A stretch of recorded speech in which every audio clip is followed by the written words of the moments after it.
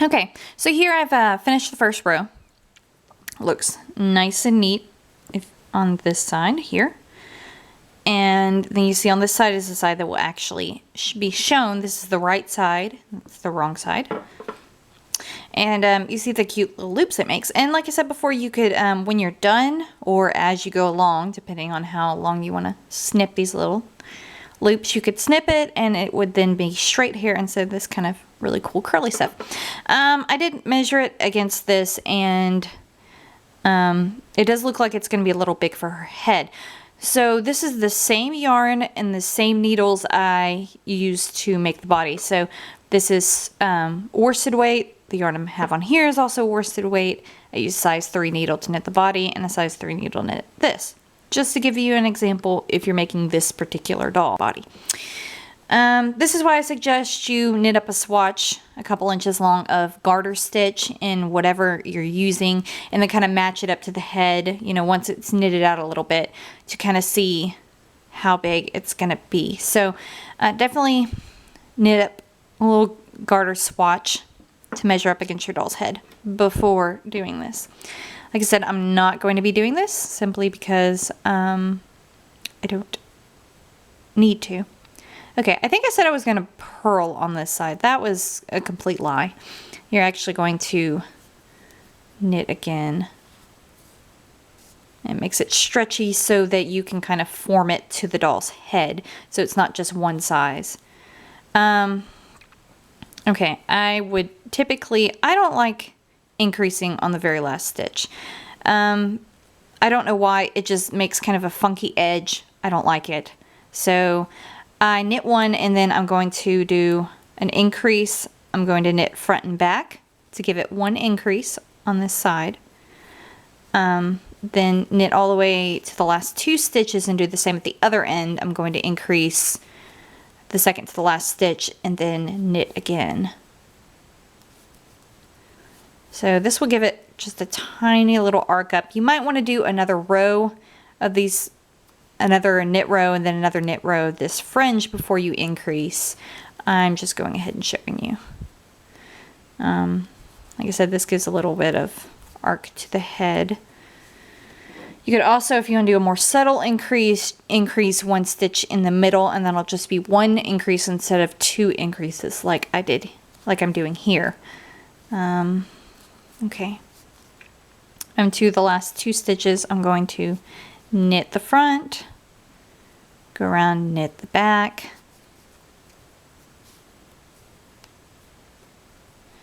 and then knit the last stitch.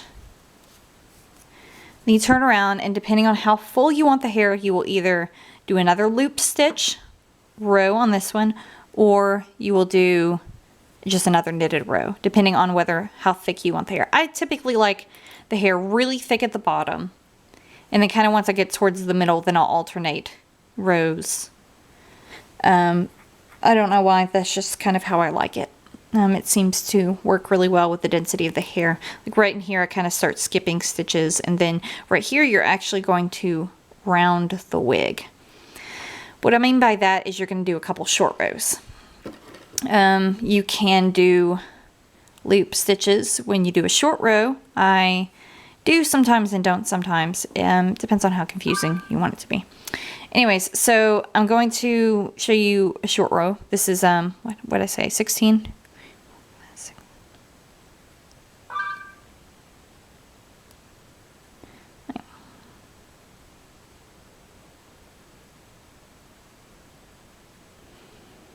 18. Okay, this is 18, not 16. So what I'm going to do is, for the short row, I'm actually going to knit to the last 2 stitches, switch around and knit again to the last 2 stitches to make my short row. I'll show you what I mean by that. So I'm going to actually knit 16 instead of the full 18. This just gives a little bit of curve to the skull of your wig so that it rounds instead of it just being a flat piece, which you can do that, but it's not going to lay as well against the doll's head if you do a simple just flat piece. I hope this is all making sense.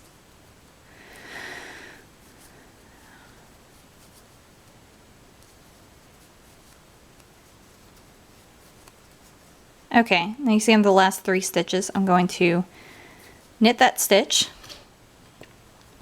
I'm going to slide this stitch, bring my yarn to the front, turn it, slip that stitch back over, and then I'm just going to knit again. I'm going to do the same thing, knit to the last 2 stitches.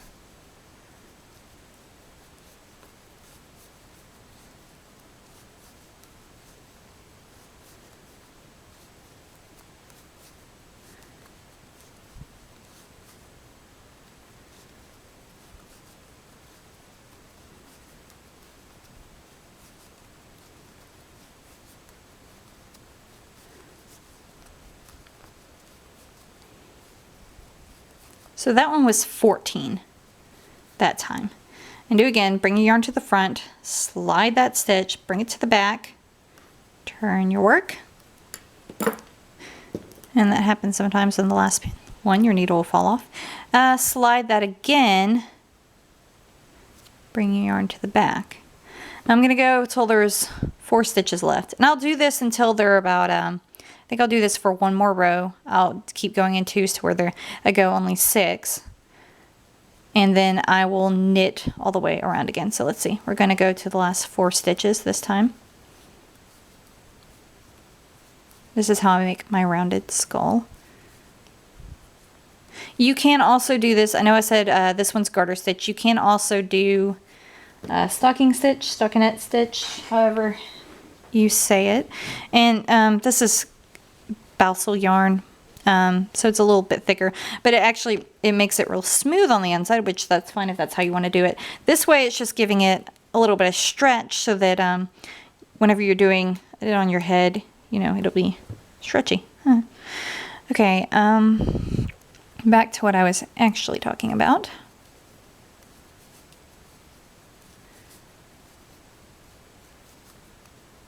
Okay, now I've got 4 stitches left over here.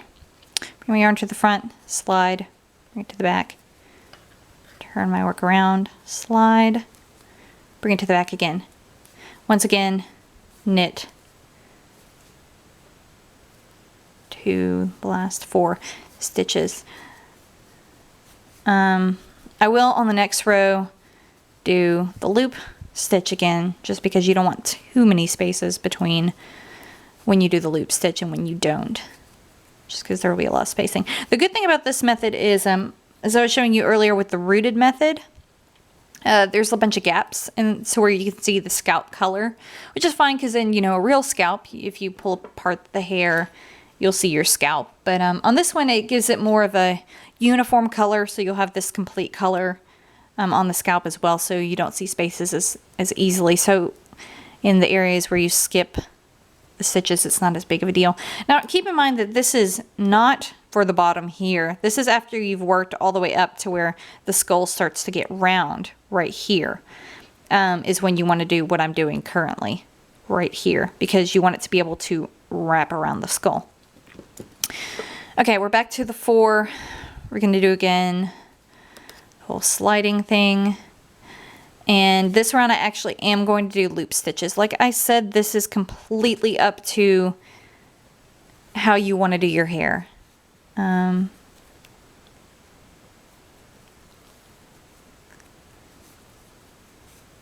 Alrighty, tug, wrap around your fingers, pull through, put on the other needle, knit, tug. And this time we're going to the last 6 stitches.